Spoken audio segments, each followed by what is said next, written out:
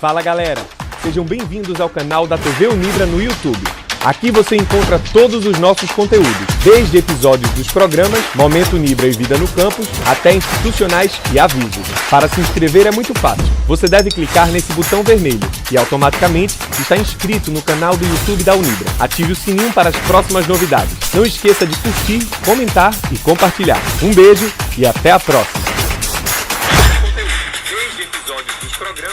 Fala galera, muito bom dia, sejam novamente muito bem-vindos a mais um programa da TV Unibra, o programa Vida no Campus, nessa edição nova, né, do podcast que a gente inovou para a temporada 2022 e você é o nosso convidado especial de hoje. Hoje vamos debater sobre um tema super importante, a galera já tá ligada aí, os alunos aí do curso de enfermagem, divulgou nas nossas redes sociais e você tá muito bem ligadinho. Queria deixar um abraço especial para você que tá acompanhando aí diretamente do YouTube, então não se esquece, tá? Curtir, comentar e compartilhar. Essa é a missão de vocês para ajudar também a TV Unibra a crescer ainda mais. Eu queria apresentar desde já os nossos convidados de hoje. Uma, né, quase nunca aparece por aqui. Vem de vez em quando e às vezes dá cara por aqui. A Vanusca Portugal, nossa coordenadora do curso de enfermagem. Minha querida, seja novamente muito bem-vinda. E aí, galera, tudo bem? Bom dia a todos. E hoje a gente vai falar um pouquinho sobre enfermagem. Boa. Ele diz que eu sempre estou aqui, mas cada vez que eu chego é para falar de uma coisa diferente. E hoje a gente vai focar no curso de enfermagem. Perfeito. E hoje também vamos receber aqui a presença do Cristóvão Barros. Ele que é professor aqui da nossa universidade. É a primeira vez de um programa? Em um podcast não, mas aqui na Unibra, sim. Então, estreante aqui do programa da TV Unibra, meu querido, seja muito bem-vindo. Obrigado por ter aceito o convite. Eu que agradeço a participação. Vamos embora, então. Hoje vai ser muito bom, galera. Então, olha, já queria deixar de prontidão aqui, já para informar vocês, tá? Caso você queira participar ao vivo aqui do programa, manda sua pergunta no YouTube, tá? A gente já selecionou algumas para colocar aqui durante o programa, né? Inclusive já tá pronto, é só a gente chegar no nosso quadro Fala Aluno, mas durante o programa você pode mandar sua mensagem, então fica muito bem à vontade, fica relaxado, que se a pergunta for boa de verdade, a gente vai repassar aqui para a Vanusca e também para o Cristóvão. Então, vamos apresentar de fato quem é o Cristóvão por enquanto, né? A gente vai entrar de fato sobre o tema, mas eu queria saber, cara, um pouco da tua realidade hoje com a Unibra, você veio de onde, o que faz hoje e se sente realizado, né, com a profissão que exerce hoje. Cara, primeiramente, minha graduação, né, em enfermagem, depois eu parti para uma residência, fui residente de cardiologia, não de terapia intensiva, mas na cardiologia a gente também tem a acessibilidade ao tratamento do paciente crítico. Então, bem dizer, 9 meses da minha residência de cardiologia, ela foi exatamente com o paciente crítico em UTI pós-cirúrgica, cardíaca, em UTI coronarianas. E aí, quando eu saio da residência, eu vou para uma área que eu gosto muito, que é as pessoas com a mesma olhar crítico, com a mesma, o mesmo rigor, o mesmo caráter que a enfermagem, ela preza tanto pela qualidade da assistência. Então, eu acho que a gente tem que caminhar para esse atendimento de excelência. Estamos agora galgando, por exemplo, né, para a aprovação da famosa PL. E aí o piso salarial da enfermagem, e vai ser muito mais cobrado desses profissionais essa ação clínica, Entendi. Esse raciocínio. Então, quanto mais visão a gente tiver do paciente como um todo, do paciente crítico, isso vai me ajudar apenas na UTI? Não, mas isso vai me ajudar para toda a vida. Perfeito. Porque se eu atendo um paciente crítico, eu consigo atender o paciente com menor gravidade. Entendi. De forma mais efetiva. E essa área da docência, cara, como foi para tu aceitar esse despertar assim na tua carreira profissional, que simplesmente chegou uma hora que você tinha que optar para ser professor de fato, que é ensinar dentro de uma sala de aula? Então, como é a experiência, como foi os primeiros dias e tal, e como é o Cristóvão hoje dentro da sala de aula? Pronto, minha primeira experiência com docência em si foi exatamente ainda intra-residência. A residência, ela estimula a gente muito a não só a parte clínica e assistencial, mas também ela estimula a gente a voltar um olhar mais forte para a docência. Sim. Então, durante a residência, foi permitido, por exemplo, eu fiz cardiologia no Procap. E aí o Procap, ele pertence ao PE. Então, a minha coordenadora, ela dispõe pra gente, por exemplo, dar aulas na graduação, claro que pertinente à nossa área. Então, eu cheguei a dar algumas aulas para a graduação de enfermagem da UPE, falando sobre alguns temas da cardiologia. E aí, é aquele momento que você tem o estalo e faz, poxa, isso aqui é massa, pô. Sim. E aí, quando acabou a residência, eu ingressei primeiramente para um curso técnico.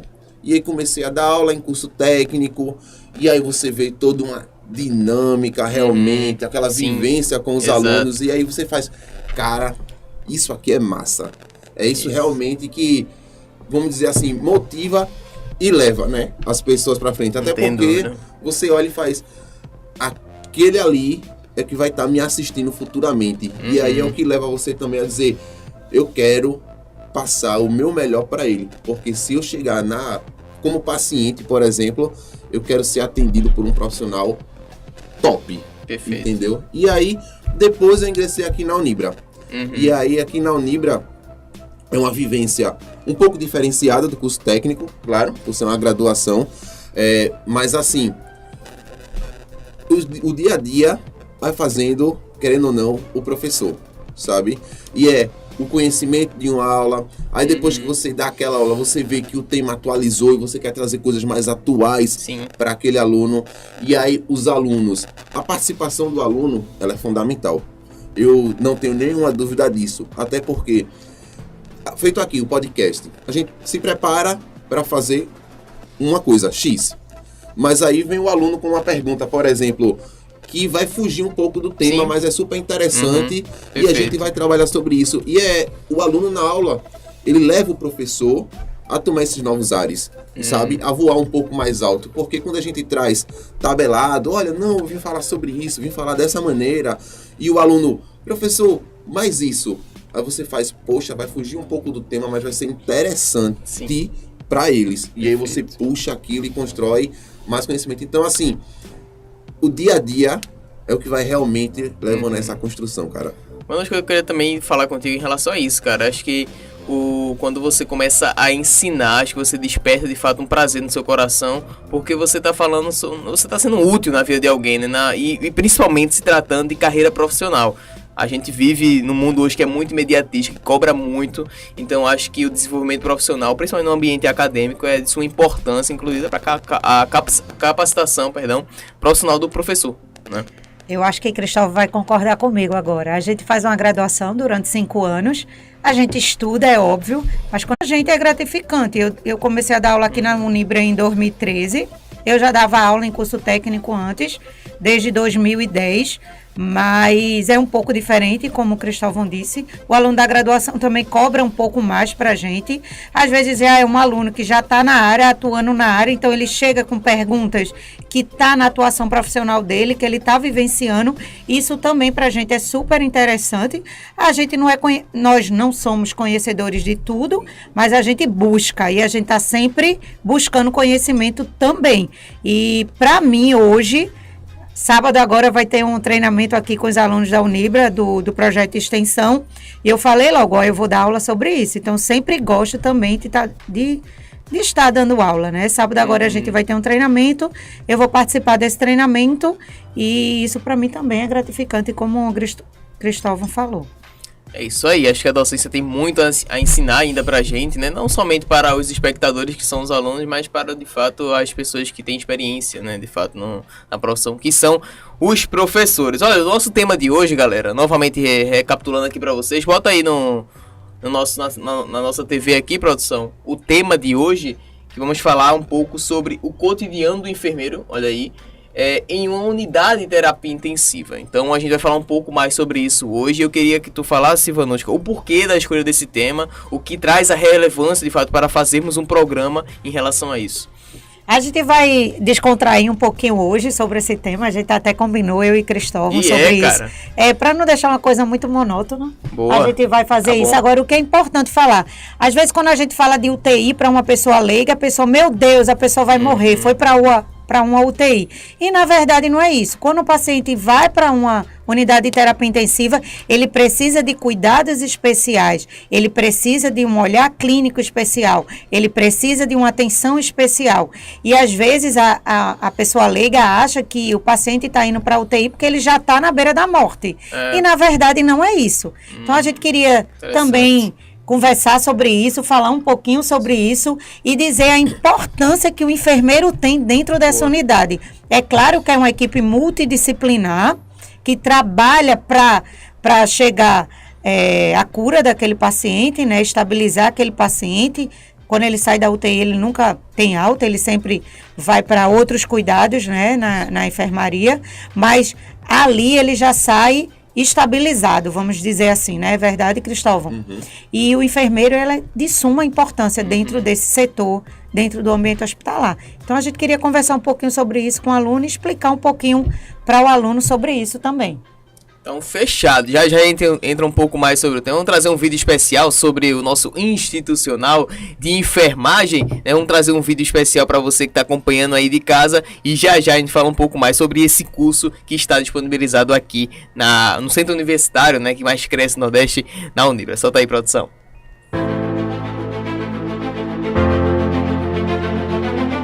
O curso de enfermagem forma profissionais capazes de atuar para prevenir, promover, proteger e restabelecer a saúde das pessoas, trabalhando em parceria com outros profissionais do setor.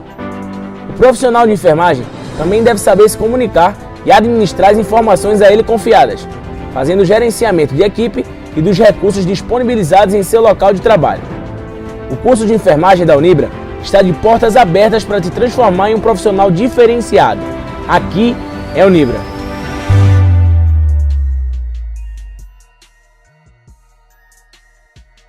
É aqui na Unibra, e pra gente aprofundar até o que traz o curso de enfermagem, eu queria conversar primeiro com o nosso professor aqui da nossa universidade. O curso de enfermagem, cara.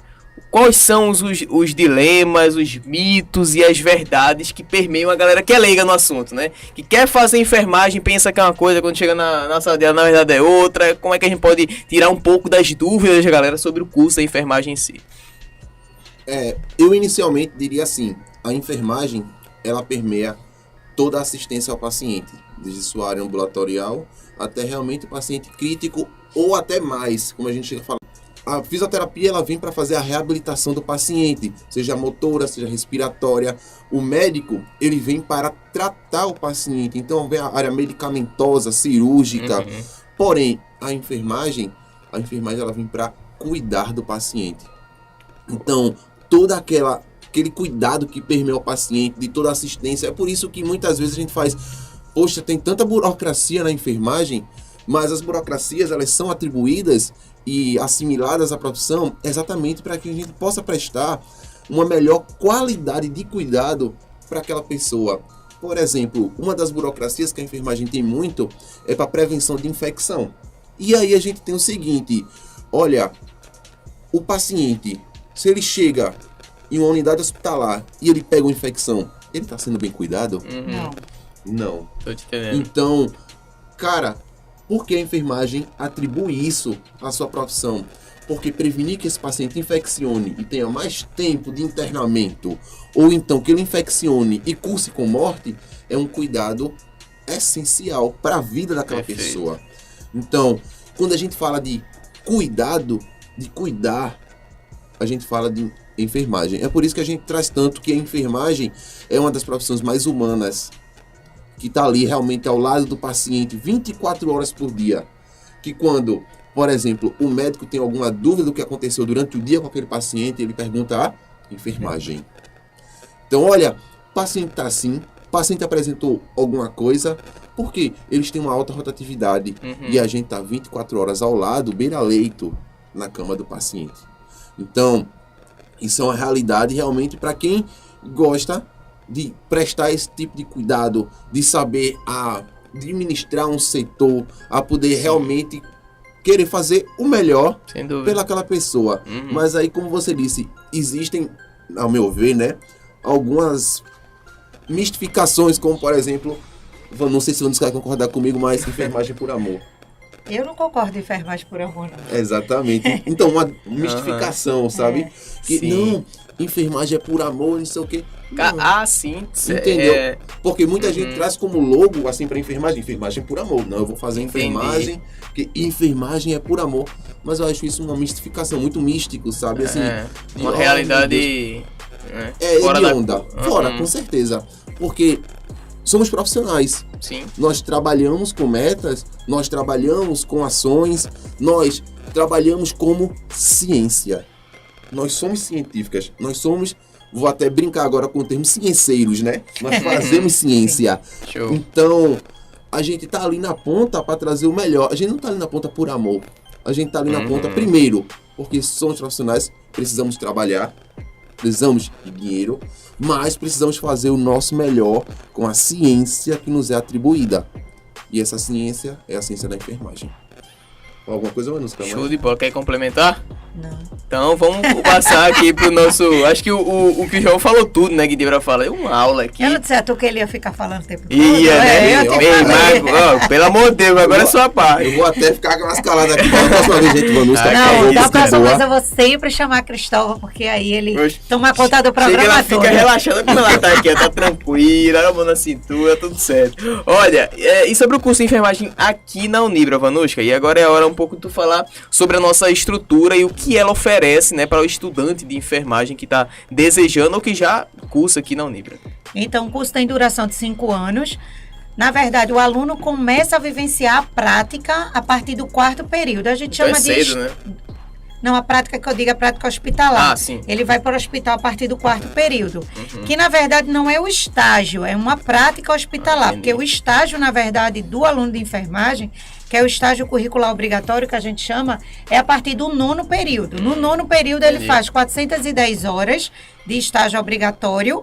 E no 10º período ele faz mais 400 horas. Então ele totaliza 810 horas dentro desse hospital. Mas a partir do 4º período ele começa a vivenciar a prática hospitalar. A gente tem alguns períodos de prática hospitalar, enfermagem fazem as práticas do 6º período lá. E nós temos também um laboratório de simulação realística de cirúrgica, que fica até aqui nesse prédio que a gente está fazendo o programa hoje. Então o aluno a partir do 4º ele vivencia toda essa parte prática hospitalar. Para estar Preparado né, para quando chegar no 9º e no 10º ir sozinho para o hospital. Olha aí, show de bola, então. Porque né? do 4º ao 8º ele tem um preceptor, que é um professor que auxilia ele. No 9º e no 10º ele não tem esse preceptor. Ele vai para o hospital sozinho, né, botar em prática tudo que ele aprendeu dentro desses 4 anos de faculdade. Perfeito. Com ele a sorte. É com ele a sorte, é. Ô, Cristóvão, e eu acho que essa estrutura que oferece a prática para o aluno ajuda tanto o aluno no desenvolvimento profissional, né, e acadêmico dele, mas também vocês, professores, né? Com certeza. A prática, ela é essencial. Eu ouvi uma vez que quando você está explicando uma coisa, os alunos acho que não entendem tanto, mas quando você pratica, quando você ilustra, eles começam a ver de fato aquilo, né? Isso. Pronto, é importante o que ele falou agora. Eu sempre digo isso ao meu aluno quando ele vem me cobrar prática. Você estudou a teoria? Porque não adianta eu ir para o aluno, para o laboratório praticar, se ele nem sabe como tem que fazer a aplicabilidade daquela prática. Então, se ele não sabe a teoria, ele não vai saber fazer a prática. Como é que eu vou passar uma sonda no meu paciente se eu não sei o material que eu vou usar para fazer aquela sonda? Então, eu sempre digo ao meu aluno, primeiro a teoria. Se você não sabe a teoria, você não vai saber fazer a aplicabilidade da prática. Então, se você não estuda, se você fica restrito a pegar o slide do professor e ler aquele material para fazer a prova, você não será um bom profissional. Entendeu? Um bom profissional é aquele que busca o conhecimento. Ele lê artigos, ele busca livros, e ele busca esse conhecimento fora da parede da sala de aula. Ele não é só a sala de aula. Não é apenas o material que o professor cedeu para ele estudar. Ele tem que ir mais além do que isso. Não só quando ele é aluno, principalmente quando ele virar um profissional. Então, quando ele virar um profissional, eu estou há mais de 12 anos formada e eu nunca parei de estudar. Eu sempre estou estudando. Alguma coisa que me interessa, então eu busco uma pós-graduação, eu vou fazer mestrado, eu vou para o doutorado, eu vou buscar outras coisas. Eu entro em projetos científicos, então o conhecimento é contínuo, ele nunca pode parar. A sala de aula Eu digo ao aluno sempre, o professor é o mediador da informação. Quem busca o conhecimento é o aluno. Se ele não quer, ele não vai aprender. Não adianta ninguém querer passar informação para ele. O professor tá ali para ajudar, não tá para pegar o lápis e fazer a prova. Exatamente. Então, o professor é só o mediador da informação. Se o aluno não vai buscar o conhecimento, ele vai ficar só com aquelas pequenas informações. Como o Vanusca disse, o slide é um apanhado de coisas que o professor acha interessante trazer naquele momento para discussão daquele assunto. Não quer dizer que para aquele assunto existam N coisas que possam ser discutidas e, querendo ou não, gerar esse aprendizado. Mas aquilo ali era o que, olha, eu acho que é essencial passar. Até porque a gente não consegue passar tudo em 1 hora, em 2 horas de aula. Exatamente. Então, isso é um corte espacial, é um corte no tempo, onde a gente traz certas informações, porém, quem vai fazer o profissional não é o professor ajuda a empurrar esse profissional para frente. Quem faz o profissional é o aluno.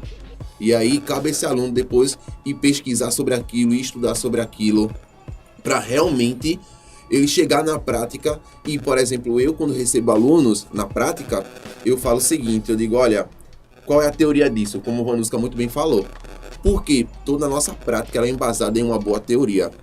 Como o Vanusca disse, se eu não tenho teoria nenhuma, eu não vou saber fazer prática nenhuma.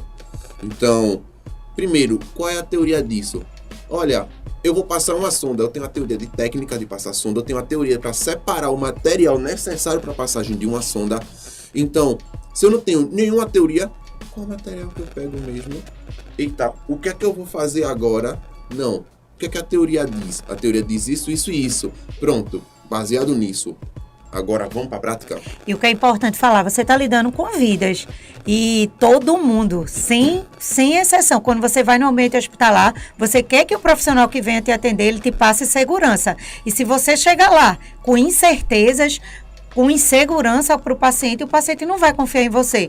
Se ele não vai confiar em você, você não vai conseguir fazer um bom trabalho. Isso, perfeito. Show de bola. Então, vamos encerrar aqui a discussão sobre o curso de enfermagem, né, sobre o curso de enfermagem em si, com o vídeo dos 5 motivos, né, que a gente preparou, a nossa equipe da TV Unibra preparou para você aí mais 5 motivos para você cursar enfermagem aqui na Unibra. Solta aí, produção.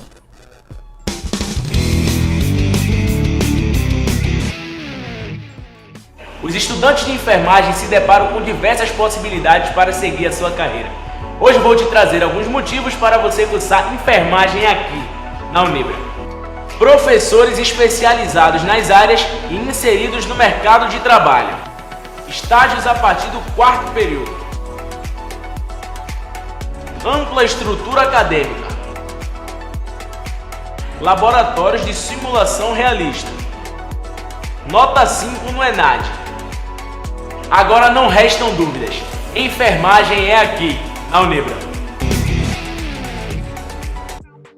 Show de bola, galera! Então agora a gente vai entrar de fato no tema. Já pode colocar aí na TV, produção, que a gente vai debater agora. É hora de a gente, de fato, entrar sobre o nosso tema, o cotidiano do enfermeiro em uma unidade de terapia intensiva. E o nosso tópico já, né, um dos nossos tópicos aqui é sobre como é o dia a dia, de fato, do enfermeiro. A galera da prática mesmo que tem isso, já pode passar aí também, produção. Então acho que a gente já pode falar um pouco sobre isso, sobre como é o dia a dia, o cotidiano de fato do enfermeiro. Pronto, pra gente começar a falar, né, desse cotidiano do enfermeiro na unidade de terapia intensiva, é legal que a gente volte a frisar que no âmbito do cuidado, o enfermeiro ele não presta assistência apenas ao paciente, ele também gerencia o seu setor.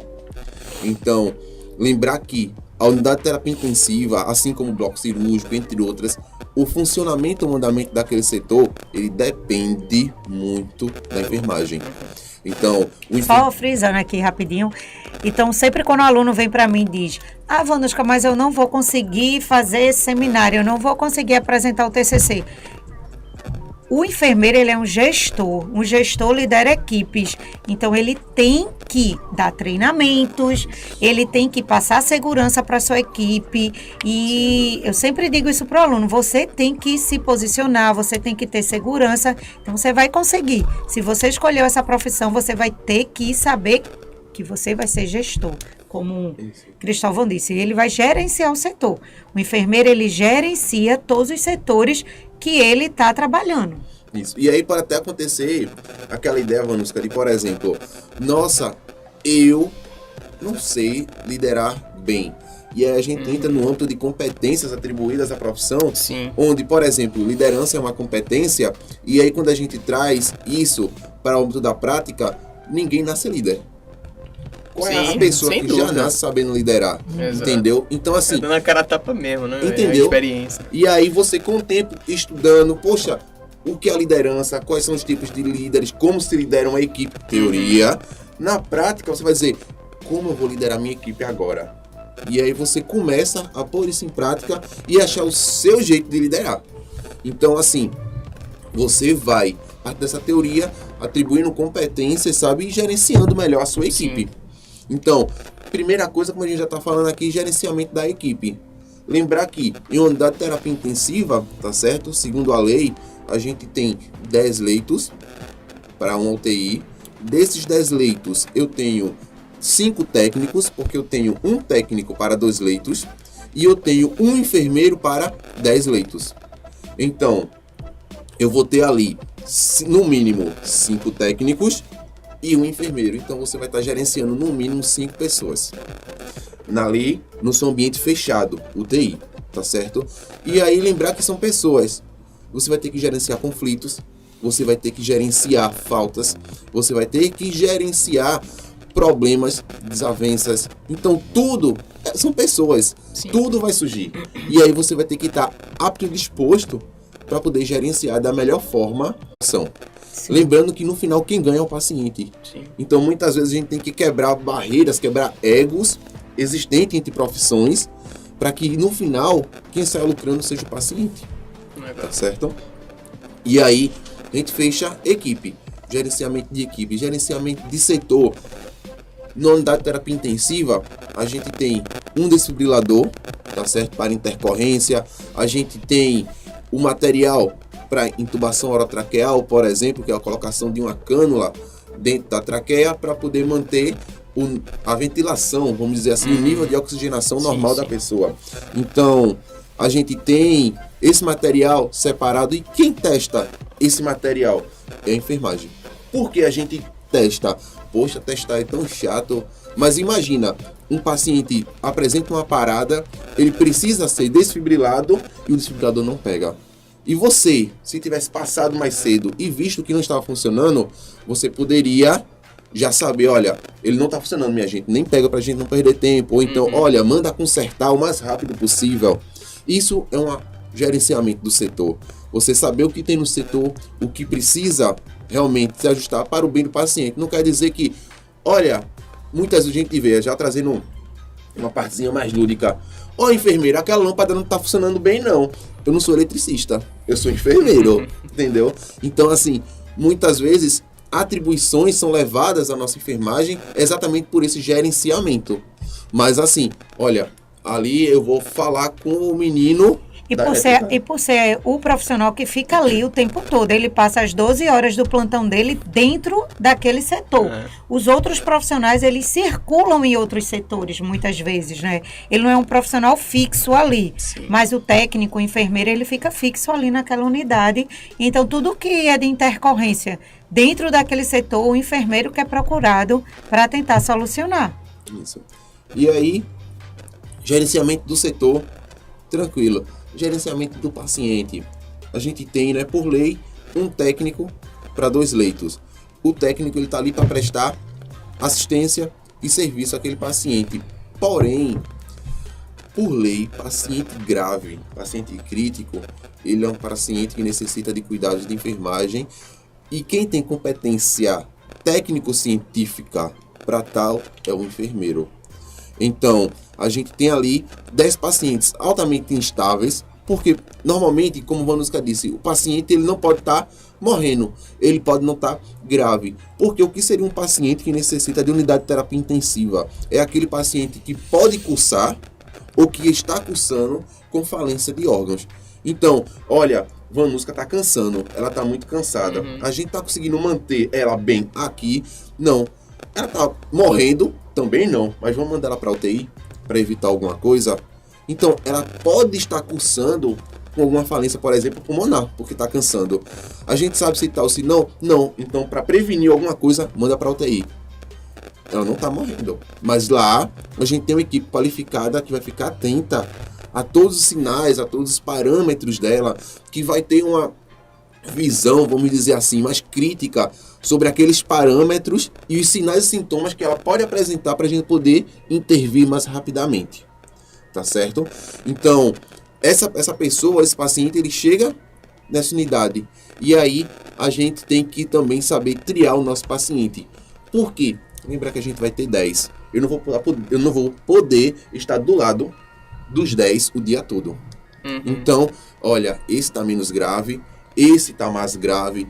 O enfermeiro, ele tem que ter essa delicadeza também de saber, poxa, desses pacientes, qual necessita mais de minhas intervenções, de meus cuidados, qual necessita mais da minha atenção no dia a dia. Então, crucial para mim é o nosso relacionamento com a equipe técnica de enfermagem. Meu querido, o técnico, ele é meus braços, eles são minhas pernas. Ele tá com 2, eu tô com 10. Então, é quando ele chega para mim e faz, chefe, não tá bem não. Não é qualquer coisa dizer, eu vi, tava bem. Não, lembra que ali o paciente, e ele tá ali realmente para ajudar aquele paciente, e ele está fazendo o melhor dele, e a gente espera que nós, quanto enfermeiros, também façamos o nosso melhor. Então, estamos ali, fazemos a parte burocrática gerencial, tem a parte de, por exemplo, solicitação de exames. Olha, aquele paciente está tendo, por exemplo, queda de... Vou começar a utilizar termos mais técnicos, viu, Vanuska? Não. Pronto. Então, por exemplo, ele está começando a apresentar queda de hemoglobina, e aí o médico olha e faz, tem sangramento externo? A gente faz, não. Eita, ele pode estar tendo um HDA, que é uma hemorragia digestiva alta. Então, vamos solicitar uma endoscopia. Quem fica responsável por recaptação, vamos dizer, da solicitação de endoscopia, marcação da endoscopia, preparação do paciente para endoscopia? Enfermagem. Então, o médico solicitou, a gente vai tentar marcar, vai tentar fazer o translado desse paciente. Por exemplo, vai ser feito interno ou vai ser feito externo? Vai solicitar ambulância? Quem solicita ambulância? Nós agendamos ambulância. Então, toda essa questão, ela vai acontecendo no dia a dia. E aí a gente vai reorganizando isso. Por quê? Porque o paciente necessita desse procedimento para poder, teoricamente, melhorar o seu quadro vital. E aí, quem presta o cuidado para ajudar o diagnóstico médico é a enfermagem. Então é importante falar que nesse setor o enfermeiro ele ganha um salário melhor do que alguns outros setores dentro do ambiente hospitalar. Porque você viu que ele tem outras responsabilidades que outros setores não têm. E aí tem uma particularidade chamada setor fechado. Sim. E aí por ele ser um setor fechado, a gente diz, né, ganha, claro que esse a mais, que a gente chama realmente de porcentagem de setor fechado, né? Do mesmo modo que o plantão noturno ganha a gratificação de plantão noturno, por exemplo, que é o mais para trabalhar durante a noite. Perfeito. Então, eu queria deixar um abraço especial para todo mundo que está acompanhando aqui. Já a gente vai pro quadro Fala Aluno, tá? Da TV Unibra aqui.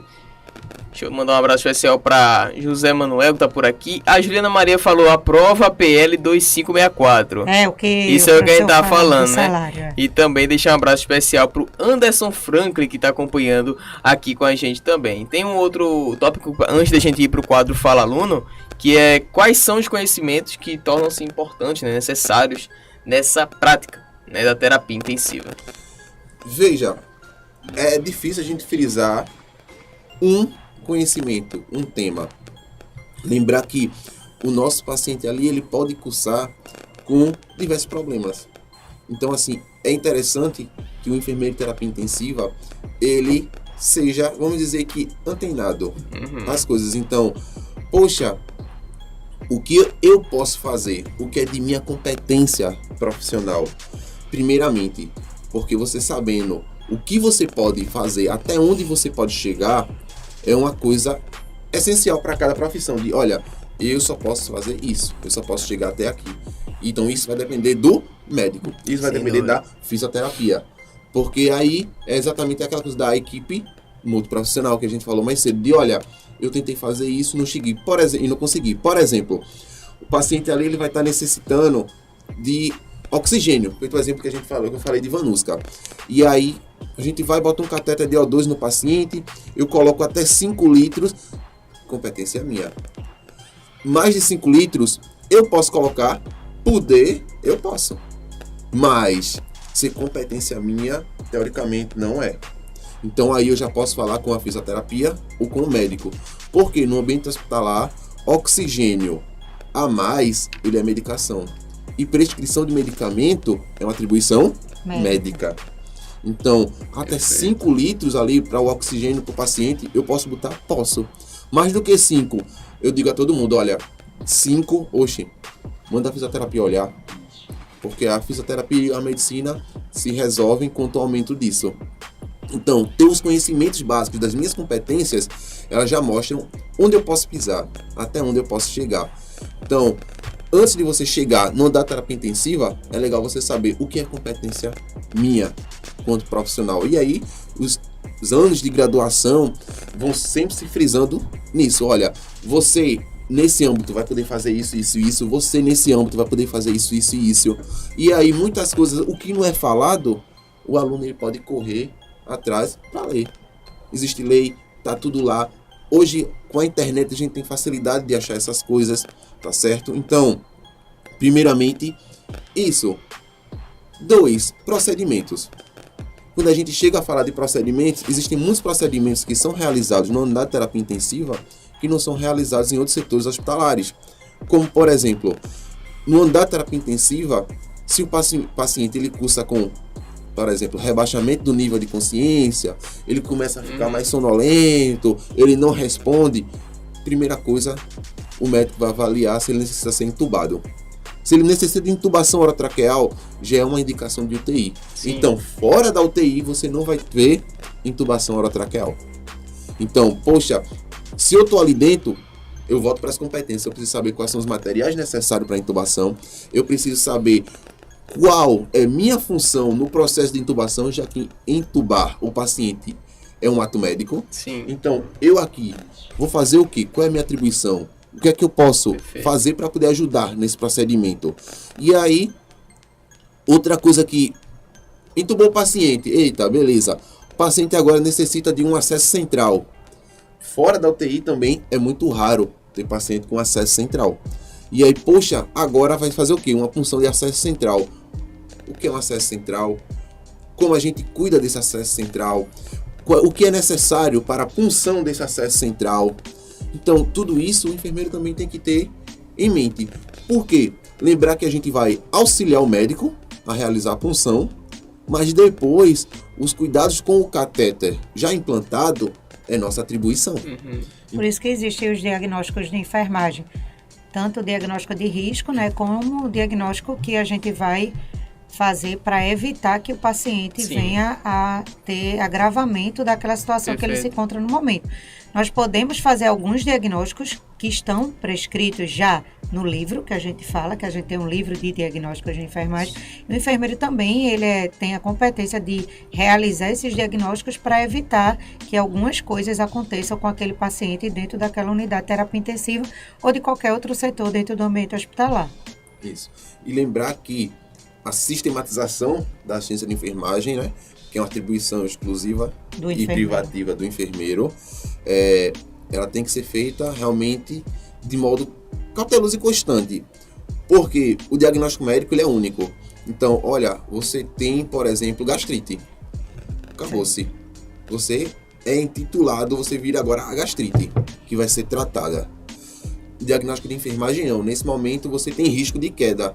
Mas daqui a pouco você melhora, você vai ter risco de queda? Não, você já está bem. Então, assim, são diagnósticos que são inconstantes, na verdade, ele não se mantém. E aí necessita de uma avaliação crítica. Diária. Exatamente. Uma avaliação diária crítica desse enfermeiro para fazer, olha, quais os diagnósticos para essa pessoa. E aí, normalmente, isso é feito diariamente. Show. Perfeito. Vamos para o nosso quadro Fala Aluno, então? Primeira participação de você aí de casa, mandando sua pergunta pra gente. Ó, fica muito bem à vontade para comentar também no nosso YouTube, aqui no nosso chat também, tá?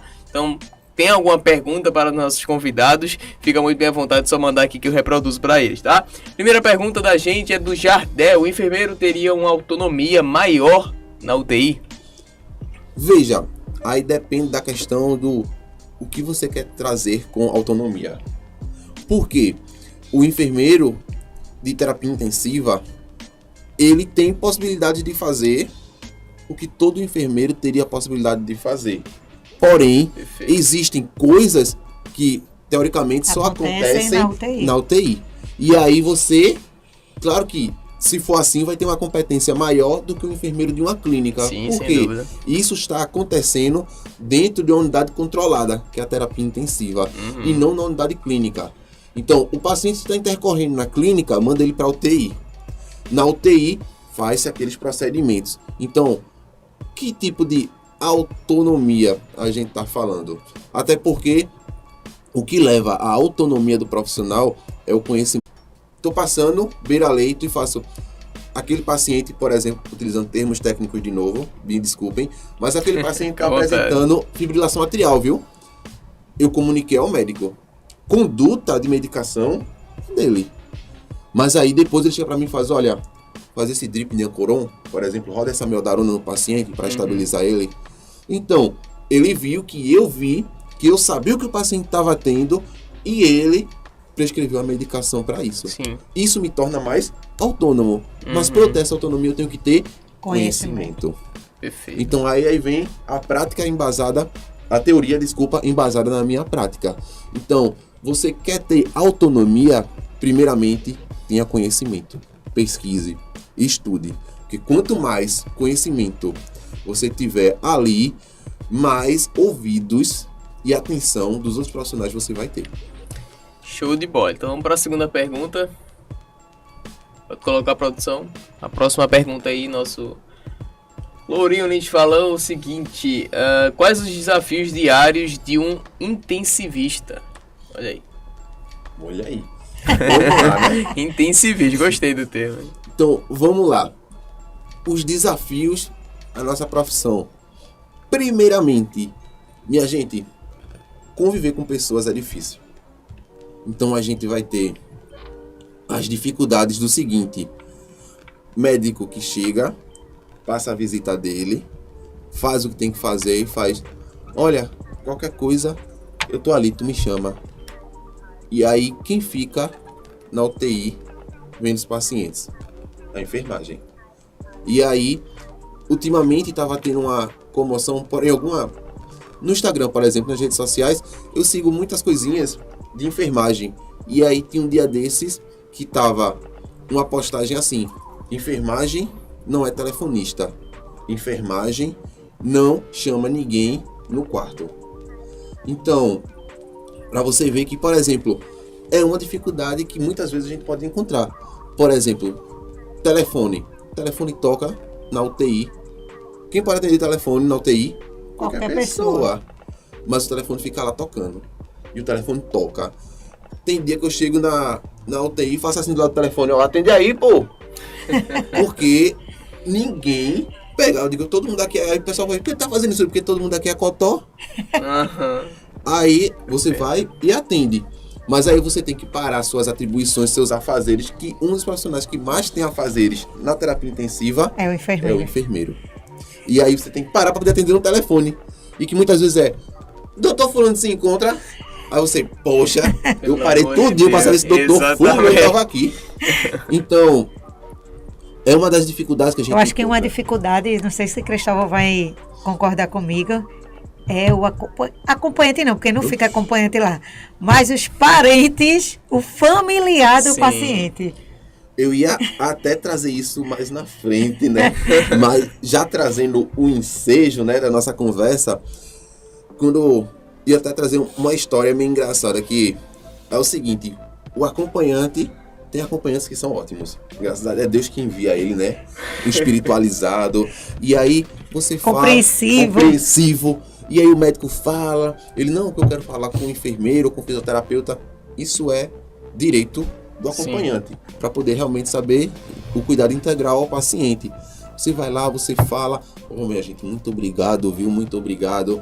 E aí, por exemplo, teve um episódio, né, que aconteceu comigo, que eu até digo para os meus alunos, minha gente, a primeira coisa que a gente tem que ter como profissional de saúde é humildade.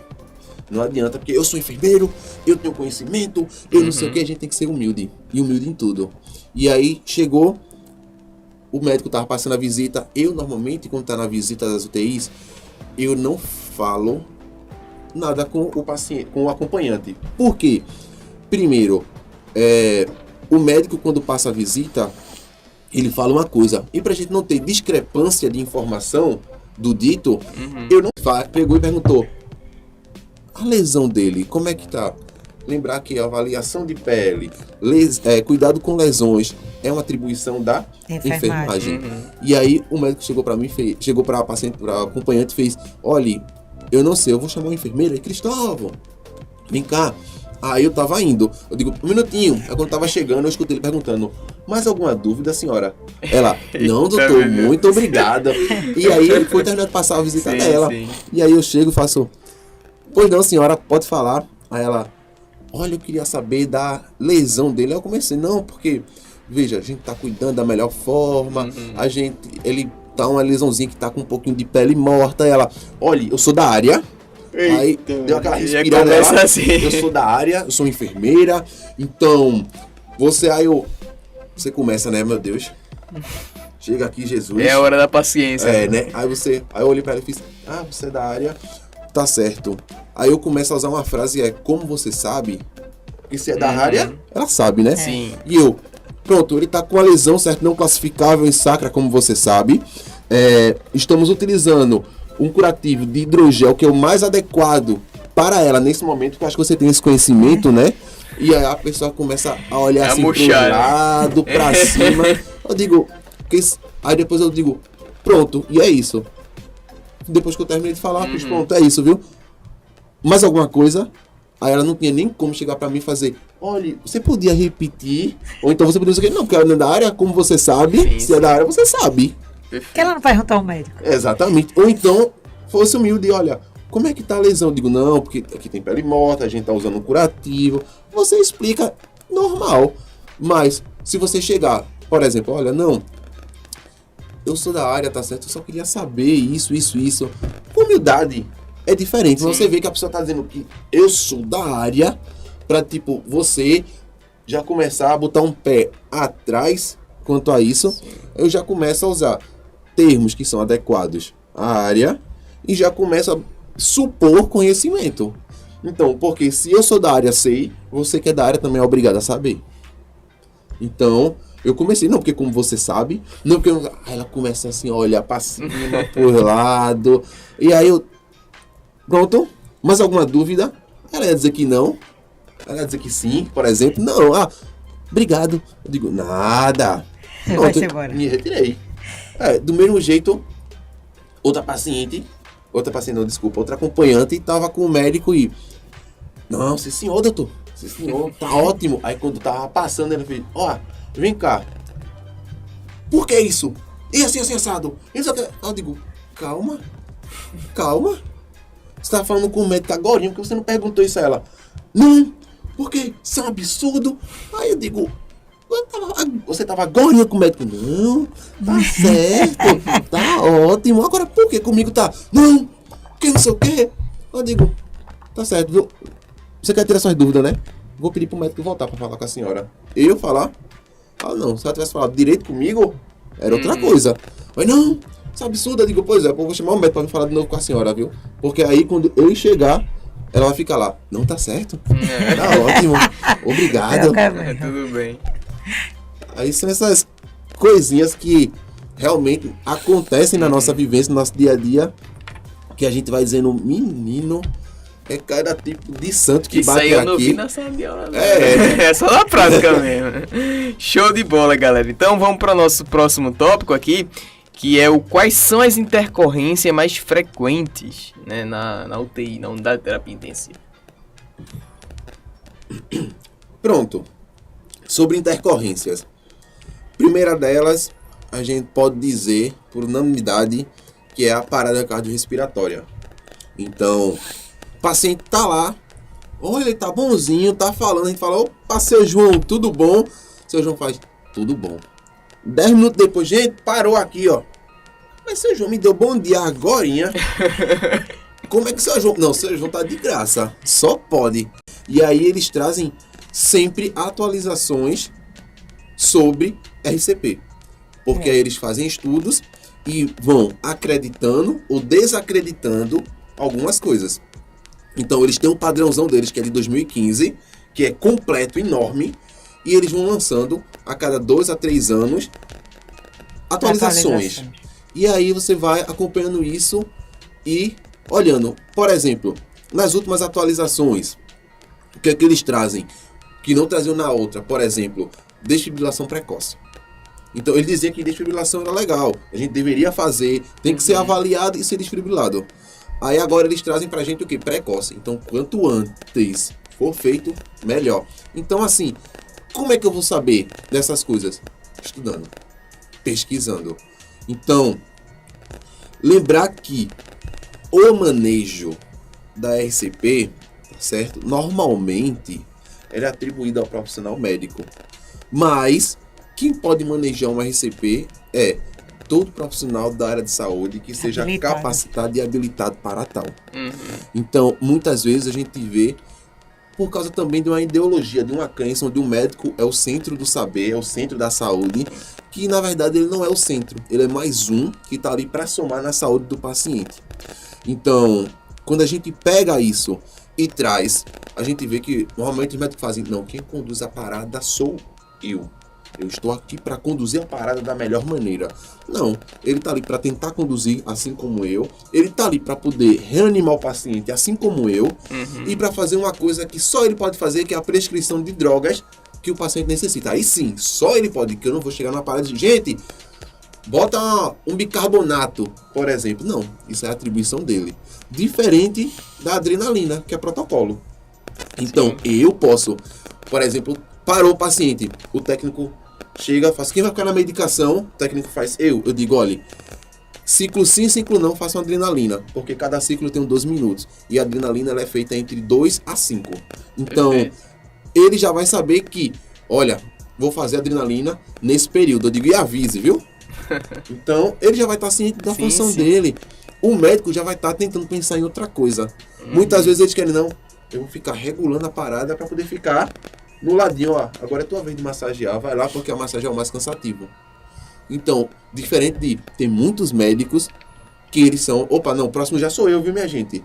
Então, eles se voltam logo para tentar ajudar a equipe a regularizar isso, a fazer compressão. Então, parada crucial. 2. Intubação orotraqueal. Como eu já disse, a intubação normalmente ela só acontece, normalmente é para acontecer, né, no ambiente controlado, como uma terapia intensiva. E aí esse paciente que ele vai ser intubado dentro da UTI, pode ser por N motivos. A avaliação médica que vai dizer, e vai dizer, ó, vamos intubar esse paciente.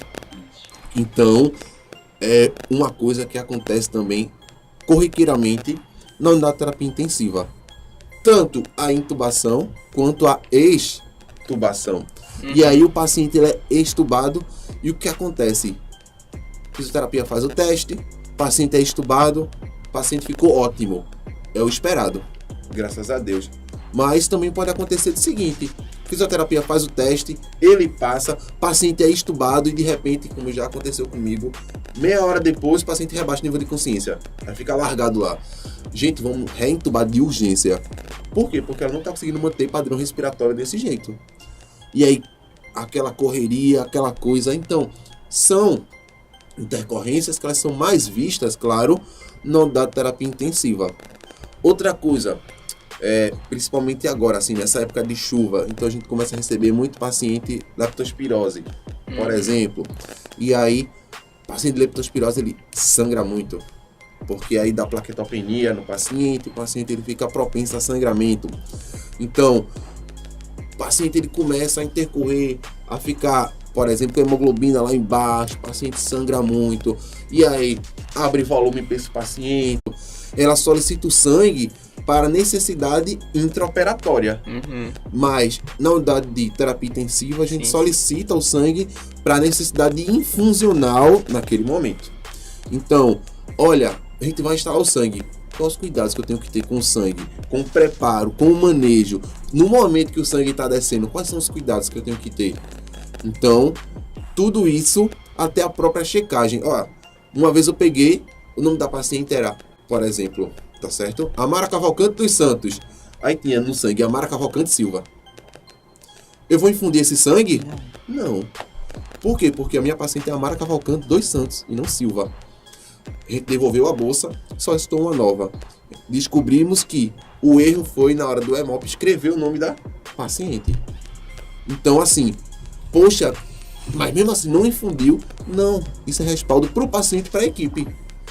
Ela é Silva? Não, ela é Santos. Não infunde. Então, assim, a gente tem que ter sempre algumas atenções, né? Com algumas coisas que acontecem ali realmente no manejo da terapia intensiva. Show de bola. E pra gente encerrar aqui nosso último tópico, é até interessante, gostei disso aqui. Bota aí pra galera ver, botar em tela cheia pra galera ver. Resenhas do setor. Como é que é isso aí? Porque eu vi que vocês quiseram se soltar um pouquinho mais, né? O Vanos falou isso no começo, quem vai trazer um pouco mais disso. E o que são de fato essas resenhas do setor, Vanos? É tu, Cristóvão, tu que trabalha lá na UTI. Não, mas eu ele trabalho falou aqui na Vanusca, faculdade, ele não. falou Vanusca. Eu trabalho na faculdade, eu não trabalho lá no setor, não. Fuja não, viu? Não, porque a gente pensou realmente Quem está implantado lá no setor da UTI não quer largar essa UTI de jeito nenhum, é você. Porque eu vivo chamando ele, vem só dar aula, Cristóvão. Vem-se embora para a sala de aula, vai acabar teu mestrado, sai dessa UTI. Mas ele está implantado ali dentro, criou uma raiz e não sai mais de lá, não. O papai é que, assim, sabe, acredito que a prática, ela traz vivências, Sim, sabe? claro. E as vivências para a sala de aula, elas são cruciais. Como, por exemplo, quando a gente fala de resenhas, de coisas engraçadas que acontecem no setor, por exemplo, eu trago já, só relembrando, aquela acompanhante chata, que vem e fica resenhando ali, que você faz, meu Deus. Ou então, tem um amigo meu, por exemplo, que quando a gente vai liberar a visita, ele já faz, meu Deus, não vejo a hora dessa visita acabar. A visita nem abriu ainda, ele já tá dizendo, não vejo a hora dessa visita E acabar. é tão rápido a visita, 15 minutinhos só. Meu Deus do céu. 30. Assim, tem um peso, mas multiplicou esse peso, tá vendo? E aí, a gente tem coisas que acontecem que na hora pode ser estressante pra gente, mas depois torna-se engraçadas, sabe? E muitas vezes, por exemplo, o TI tem um setor fechado. A gente tá ali dentro, mas porque a gente tá num setor fechado, não quer dizer que a gente também não sabe de nada do hospital. Entendeu? De vez em quando, as fofocas do hospital, eles chovem assim também na UTI. Você faz, opa, que legal, sabe? Então, assim, porque às vezes, a gente, antes de ir para uma UTI, a gente pensa, poxa, por ser um setor fechado, ao paciente crítico, a gente fica ali feito... Tenso o dia todo. É, fechado, sabe? Desovado, que não sabe o que está acontecendo fora, não sabe o que está acontecendo no hospital, e não é. Então, poxa, às vezes chega o técnico e faz, chefe, sabendo o que está acontecendo lá fora, aí você vai ficar por fora, eita, o que? Vem cá. E Cristóvão gosta de fofoca, viu? Eu? Você gosta, Cristóvão? Eu gosto de informação. É Cristóvão diferente. Eu, como Ele bom já leonino, chega lá na minha baia aí, com a novidade. Eu, como bom leonino, eu gosto de informação. Tá vendo? E aí, eu faço, eita, não, vem cá, senta aqui, vamos conversar, né? E aí, o pessoal, não, porque tá acontecendo isso lá fora. Eita, é mesmo. Então, assim, a gente, querendo ou não, acaba sabendo do que tá acontecendo fora, sabe? Coisas também que acontecem ali, por exemplo, às vezes são até erros que são besteiras, e aí vocês depois, a gente para e fala, não, pelo amor de Deus, eu já tô ciente disso. E aí, o paciente, por causa do grau de gravidade dele, ele cursou com parada, a técnica já estava estressadíssima. E aí, a gente fazendo a massagem, ela... Sei não, viu? Falando, reclamando, sei não, viu? Podia ter sido evitado. Aí o médico olhava pra ela, o médico olhava pra gente. Vamos, minha gente. E não sei o quê. E a gente lá, toda a equipe inteira, a gente querendo fazer a massagem, botar a força, mas ao mesmo tempo a gente tava querendo rir. Por causa dela. Por causa dela. Porque Sim. a graça dela tinha sentido. E aí, os outros profissionais estavam tudo já assim, e a gente querendo rir, querendo fazer a massagem. Então, não é porque é um setor onde o paciente tem mais gravidade, onde as coisas realmente elas são mais fechadas, que a gente não se diverte. Então, a gente sabe do que acontece fora, a gente sabe do que acontece no hospital, a gente tá ali vivendo, às vezes se estressa, mas depois a gente ri. Porra, a maioria dos estresses que acontece é horário de visita. É um horário maravilhoso para se estressar. E aí, você se estressa, aí depois começa os comentários. A parte dos comentários pós-visita É melhor. é a melhor, porque aí o técnico chega e faz: viu aquela acompanhante? Misericórdia! Aí você já começa, cara, que você viu que a acompanhante, ela tava ali catucando o paciente, ela levantava o lençol, que os técnicos organizam, deixa o lençolzinho bem esticadinho, bonitinho, pra receber na visita. E uma das Inclusive, indicações... prende o lençol pra gente não ficar levantando. né? E aí uma das indicações é, minha gente, ao entrar, o acompanhante não mexa no paciente, até porque alguns pacientes têm bactéria de contato. Então não mexa no paciente.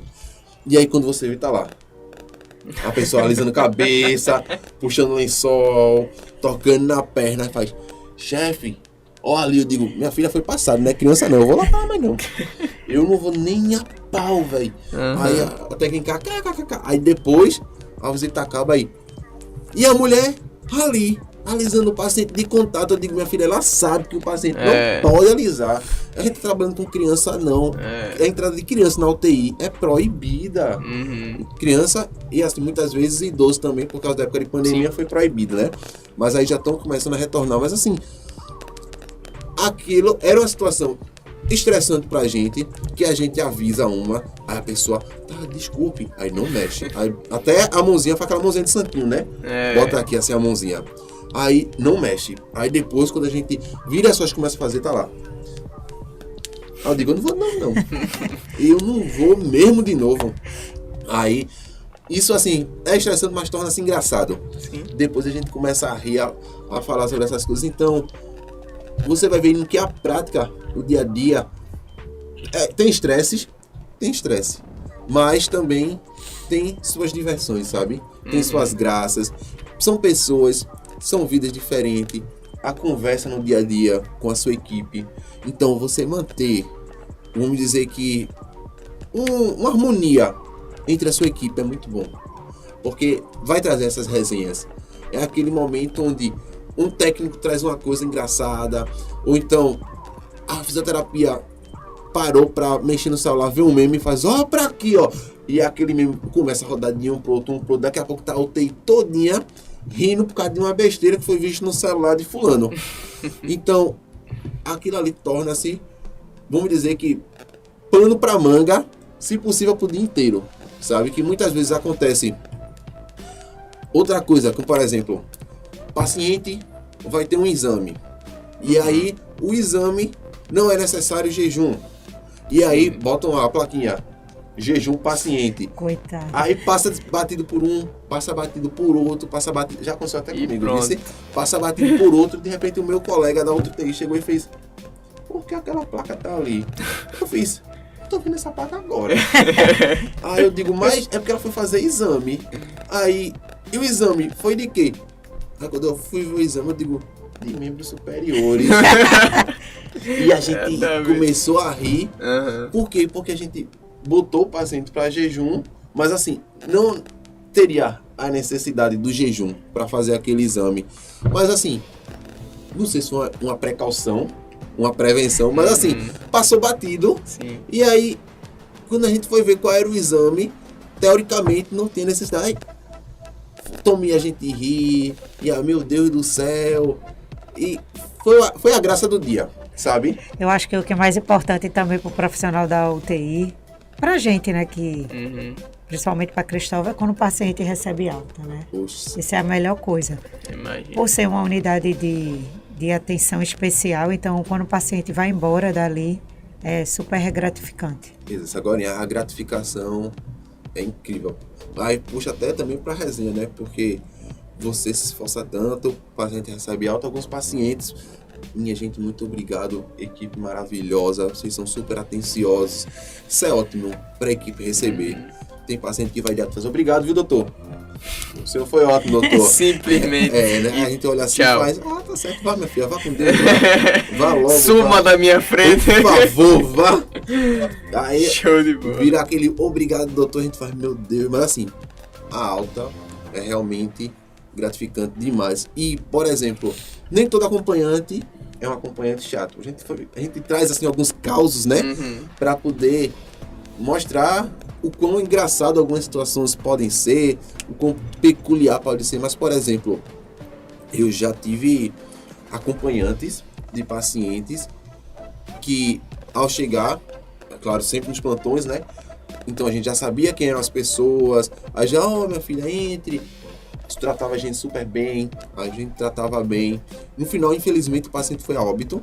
Mas assim, ela fez questão de agradecer a toda a equipe o cuidado prestado. Uhum. Então, assim, obrigado médico, obrigado enfermeiro. Ela sempre que chegava, conversava comigo. Ela, por estar lá um bom tempo, o paciente quase crônico na UTI. A gente passou quase 5 meses com esse paciente lá. Então, a gente já se conhecia mais. Ela conversava com a gente, perguntava das lesões dele.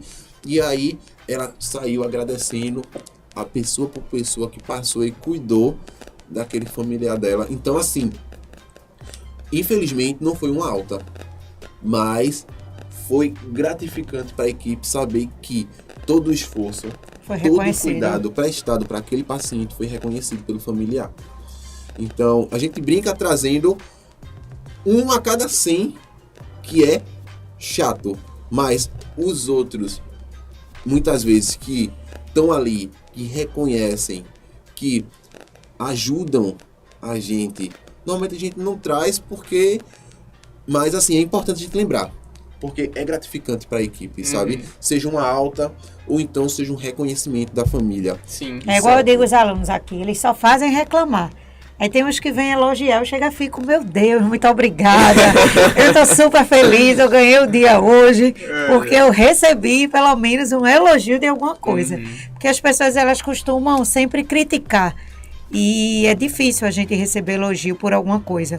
Porque sempre o ser humano acha que é a obrigação do outro estar fazendo aquilo por ele. Exatamente. E aí fica um pouco difícil. Tá É bom, isso. Cristóvão, acabou o programa. Então, show de bola, galera. Ei, olha, esse foi um dos programas legais, assim, em termos de conteúdo que a gente fez aqui, cara. A gente falou bastante sobre muita coisa. Cristóvão falou né? bastante. Eu venho Não, Cristóvão aqui vai vir mais vezes, viu, cara? Inclusive com o Vanus, quando nos gostou, tá com o Cristóvão Vou aqui, botar ele tá para aula de tranquilo. estética também, porque ele é das práticas integrativas. Olha aí, E ele tá dá aula vendo? de estética também. Vou colocar ele para o programa de estética. Vanusca já chegou me ameaçando, pô. Vanusca chegou assim, fez, olha, tô cansado, não quero falar muito. Em vez de falar assim, não vou empurrar pra você, viu? Aí eu digo... Bom dia, né? Bom dia, opa, tudo bom? Vamos com calma, Vanusca. Show de bola, galera. Então, gente, que alegria começarmos nosso sextou desta forma, né? E pra gente encerrar, a gente tem um bem agenda, né? Tem algum curso de extensão Tem pra o curso divulgar de aí? Cristóvão de extensão. Ele vai dar um curso como preparar o currículo para a tão sonhada residência dos alunos de enfermagem. Então, Cristóvão, ele é o professor que ele foi residente em cardiologia, igual ele falou aqui para vocês, e ele vai ajudar o aluno a preparar o currículo dele para essa residência. Qual é a data do curso, Cristóvão? Ele nem sabe. Ó. Lembro não. É meu filho. 21 e 22 de maio. Eu sabia, Qualquer eu dúvida, testava. vai lá no link na minha bio do Instagram, que tem Boa. todos os cursos de Diga-se- radiologia, enfermagem e estética para vocês. Diga seu arroba aí do Instagram. @ Vanusca Portugal. Ó, é só riqueza, ver se esse arroba vale ouro. Então é isso, gente. Que alegria. Estamos encerrando mais uma edição do Vida no Campus Podcast. E eu queria agradecer primeiramente você que nos acompanhou de casa. Teve essa manhã de muito conteúdo, e eu tenho certeza que você vai levar para dentro e para fora de casa, né? Para faculdade, enfim, para onde você estiver aí cursando de fato a enfermagem Brasil afora. Meu querido, muito obrigado, Cristóvão Barros. Foi muito legal ter você aqui com a gente, né? Deu uma aula, né, de terapia intensiva pra gente. Eu aprendi muito hoje, né? Desmistifiquei aqui alguns mitos que estavam sobre minha cabeça e graças a Deus tudo certo. Valeu mesmo. E fica o convite pra próxima. Fuja não.